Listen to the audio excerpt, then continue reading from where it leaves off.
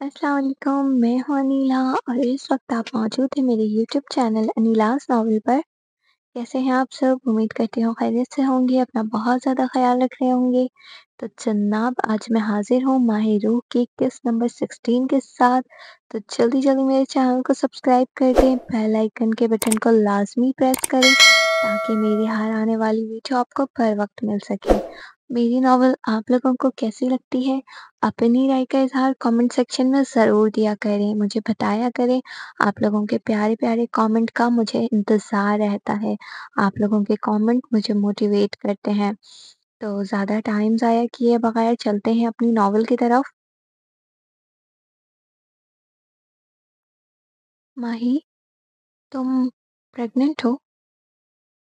क्या तुम ये जानती थी?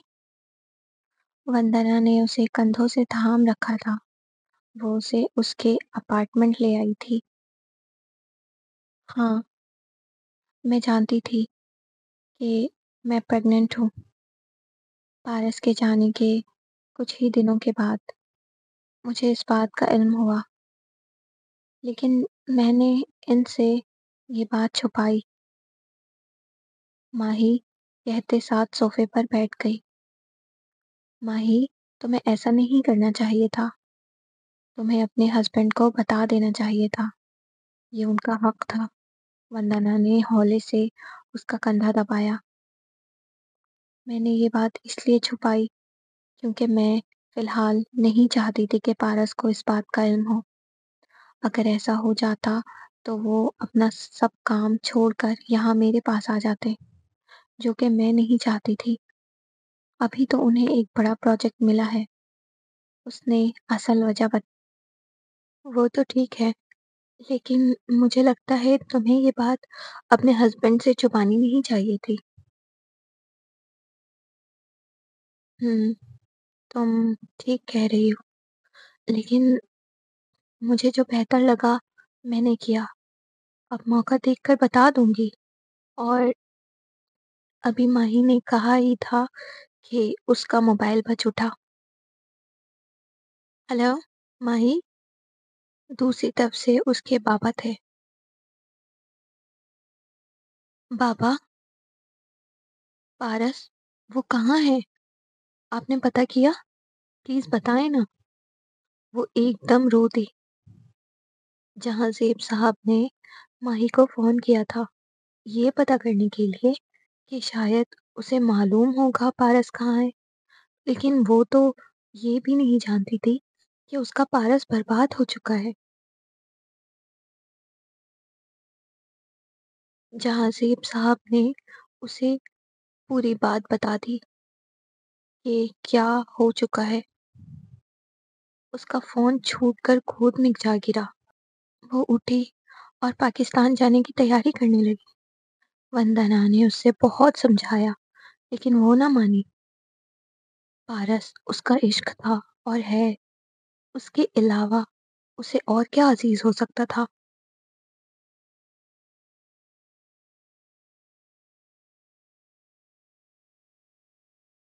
जहाँज़ेब साहब घर के लाउंज में बैठे थे जब दरवाजे की बेल बजी।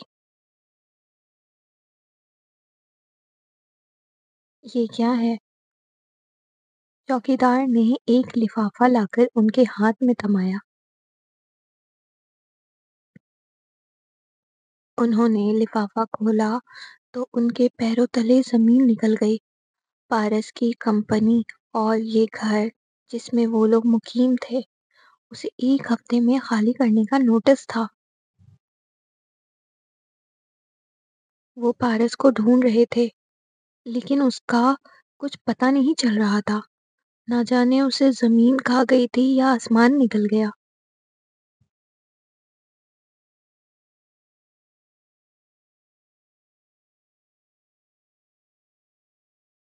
माही अपना सामान पैक कर रही थी जब उसे नीलम का दिया हुआ गिफ्ट नज़र आया। उसे याद आया नीलम ने कहा था कि इसे अमेरिका में देखिएगा। उसने खोल कर देखा जिसमें एक खूबसूरत कीचेन के साथ एक खत मौजूद था। उसने खत पढ़ना शुरू किया। بھابھی، میں اور روحے ایک دوسرے کو پسند کرتے ہیں۔ وہ مجھ سے شادی کرنا چاہتے ہیں۔ ان کی والدہ بھی گھر آنے کے لیے تیار ہیں، لیکن میں نے انہیں روک دیا کیونکہ مجھ میں اتنی ہمت نہیں ہے کہ یہ بات میں گھر پہ خود کروں۔ آپ میری صرف بھابھی ہی نہیں بلکہ اچھی دوست بھی ہیں، تو پلیز میرے اس مسئلے کا حل نکالیں۔ اب صرف آپ ہی ہم دونوں کو ملا سکتی ہیں۔ خط پڑھنے کے بعد وہ جلد بازی میں اسے بھی سامان میں رکھ گئی۔ فی الحال اسے صرف اور صرف پارس کی فکر تھی۔ وہ اپنا کریئر داؤ پہ لگا کر واپس لوٹ رہی تھی۔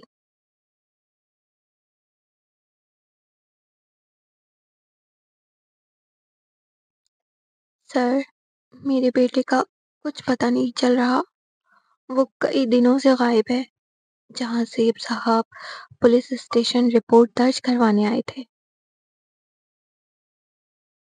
آپ اپنے بیٹے کی عمر بتائیں، ساتھ میں نام اور ایک تصویر ہمیں دے دیں، ایس ایچ او نے رپورٹ لکھتے ہوئے کہا۔ سر پلیز میرے بیٹے کو جلدی ڈھونڈ دیں، ہم بہت پریشان ہیں۔ وہ رو دیے۔ جہاں سیب صاحب نے تفصیل بتا کر ایک تصویر ان کو دی۔ آپ پریشان نہ ہوں، ہم اپنی پوری کوشش کریں گے۔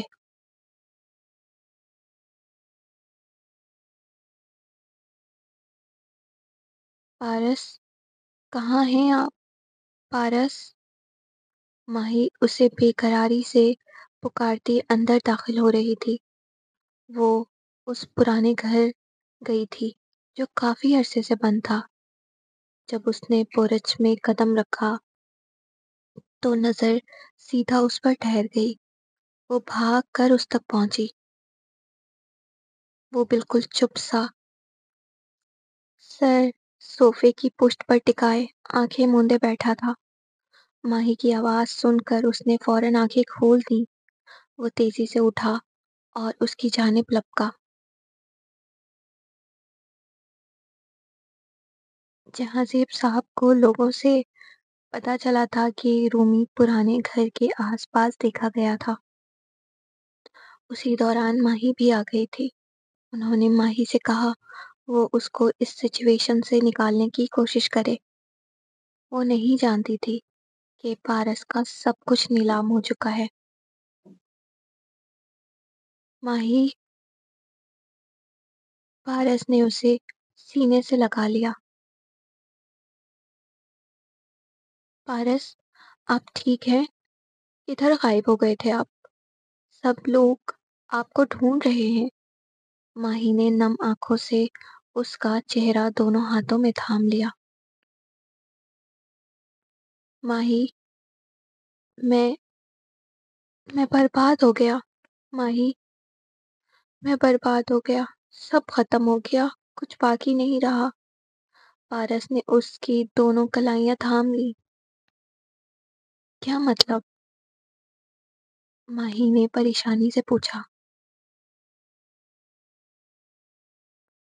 سب ختم ہو گیا ماہی، کچھ نہیں رہا، پتہ نہیں کیسے لیکن میرے پاس اب کچھ نہیں رہا، میں خالی ہاتھ رہ گیا۔ اس کا ضبط ٹوٹ گیا، وہ دھیرے سے گھٹنوں کے بل گر گیا۔ ماہی اس کے ساتھ ہی نیچے بیٹھی اور اسے دوبارہ سینے سے لگایا۔ سب ٹھیک ہو جائے گا میری جان، آپ پریشان نہ ہو پلیز پارس۔ ہر عروج کو زوال لازم ہے، اور ہر زوال کو عروج۔ جس رب نے اچھا وقت دکھایا تھا اسی نے آزمائش دی ہے، تو اس صبر کا پھل بھی وہی دے گا۔ وہ اس کے سر کے بالوں میں اپنی انگلیاں پھیر رہی تھی۔ ماہی، مجھے صبر نہیں آئے گا، میری زندگی بھر کی محنت ایک پل میں ختم ہو گئی۔ وہ سب کچھ چھوڑے بیٹھا تھا جیسے امید ہی ختم ہو گئی ہو۔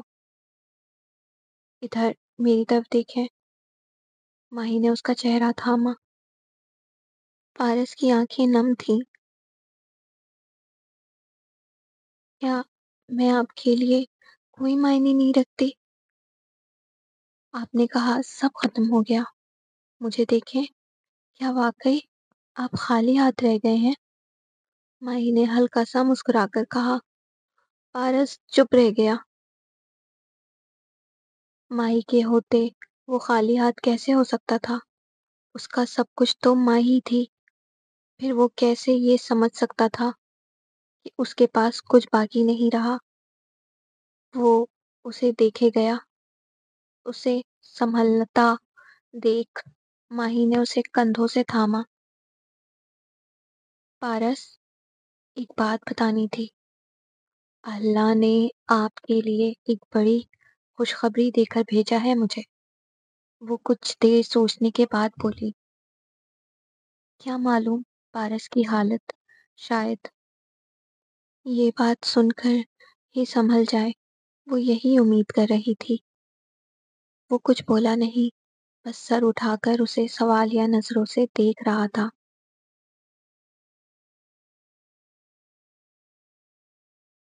ہاں پارس، اللہ ہم دونوں پہ مہربان ہوا ہے۔ آپ پاپا بننے والے ہیں۔ ماہی کی آنکھوں سے ایک آنسو چھلک کر اس کے گال پر پھسلا۔ پارس نے بے یقینی سے اس کو دیکھا۔ اگلے ہی پل اس کی آنکھوں میں خوشی کی لہر دوڑی تھی۔ وہ کچھ لمحوں کے لیے اپنے سارے غم بھول گیا تھا۔ لیکن قسمت کو شاید کچھ اور ہی منظور تھا۔ ابھی وہ کچھ کہتا کہ اچانک ایک گولی اس کے سینے میں لگی۔ وہ جھٹکے سے پیچھے گرا۔ پارس، وہ اپنی پوری قوت سے چلائی۔ پارس کی شرٹ تیزی سے خون میں بھیگتی جا رہی تھی۔ اس کی آنکھیں بند ہو رہی تھی۔ پارس نہیں، اٹھیں پلیز۔ وہ اس پر جھکی۔ اس کا چہرہ تھپتھپانے لگی۔ اس نے چہرہ موڑ کر دیکھا۔ کچھ اسٹرینجرز دندناتے ہوئے اندر داخل ہو رہے تھے۔ سیاہ لباس میں ملبوس، لمبے قد، چہروں پر ماسک لپیٹے۔ سب کے ہاتھوں میں AK-47، AK-47 تھی۔ سب نے چاروں اطراف سے انہیں گھیر لیا تھا۔ اس کا دل پھٹ گیا۔ وہ کون لوگ تھے؟ اس نے پارس کو دیکھا جو خون میں لت پت بے جان سا پڑا تھا۔ اس کی آنکھوں کے سامنے دھند چھائی۔ اگلے ہی سیکنڈ وہ لڑک کر ایک طرف گر گئی۔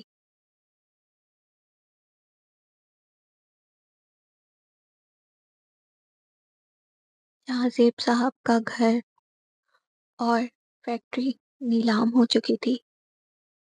پارس اور ماہی لاپتہ تھے۔ سلطان صاحب نے اپنا پورا زور لگا لیا تھا، لیکن بیٹی اور داماد کی کوئی خبر نہیں ملی تھی۔ رشیدہ بیگم بھی پاکستان واپس آ گئی تھی۔ نرگس نے کہا تھا وہ اپنا خیال رکھ لے گی۔ روہیل بھی اپنی سورس پر ان دونوں کا پتہ لگانے کی پوری کوشش کر رہا تھا۔ پل بھر میں سب کچھ برباد ہو گیا تھا۔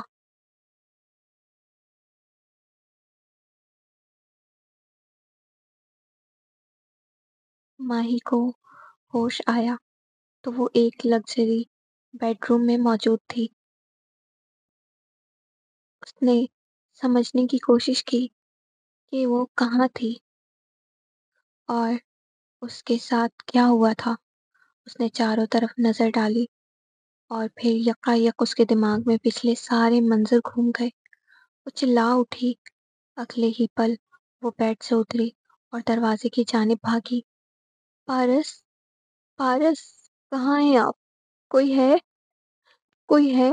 مجھے باہر نکالو۔ مجھے میرے پارس کے پاس جانا ہے۔ وہ چیخ رہی تھی، رو رہی تھی۔ کہ کمرہ ساؤنڈ پروف تھا۔ اس کی آواز دیواروں سے ٹکرا کر واپس اس تک لوٹ رہی تھی۔ وہ نہیں جانتی تھی کہ کوئی اسے سی سی ٹی وی کیمرے سے دیکھ رہا ہے۔ اس کی حالت ناقابل برداشت ہو چکی تھی۔ وہ پوری طرح رو رہی تھی۔ اور تب کمرے کا دروازہ کھلا۔ وہ ایک دم چپ ہوئی۔ کوئی اس کمرے میں داخل ہو رہا تھا۔ اس نے دیکھا اس شخص کے چہرے پر ماسک تھا۔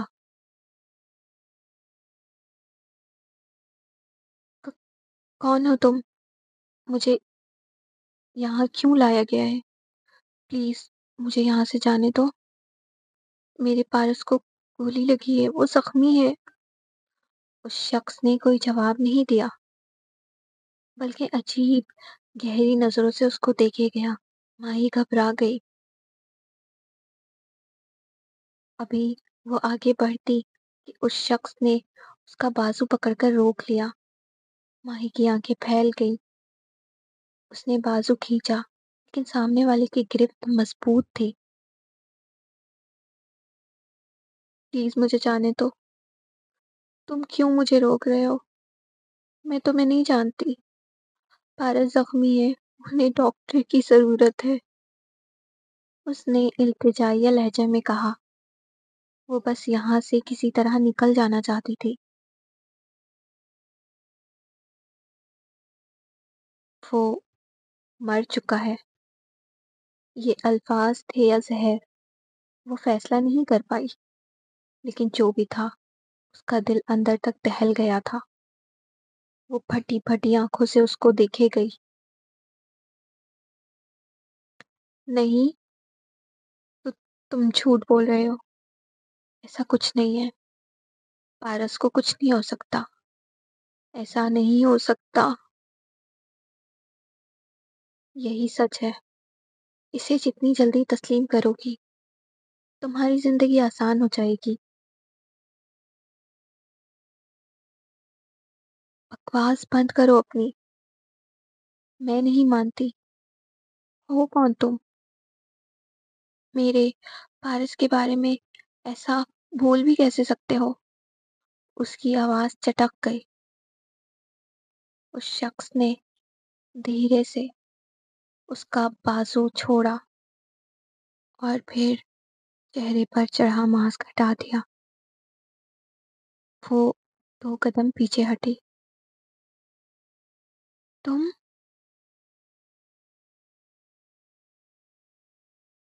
آج کے ایپیسوڈ کا اختتام ہوا، تو آپ لوگوں کو یہ ایپیسوڈ کیسی لگی؟ اپنی رائے کا اظہار کامنٹ سیکشن میں ضرور دیجیے گا، مجھے بتائیے گا۔ تو آپ لوگوں کے پیارے پیارے کامنٹ کا میں انتظار کروں گی۔ اپنا بہت زیادہ خیال رکھیے گا۔ تو ملتے ہیں نئے ایپیسوڈ کے ساتھ۔ اللہ حافظ۔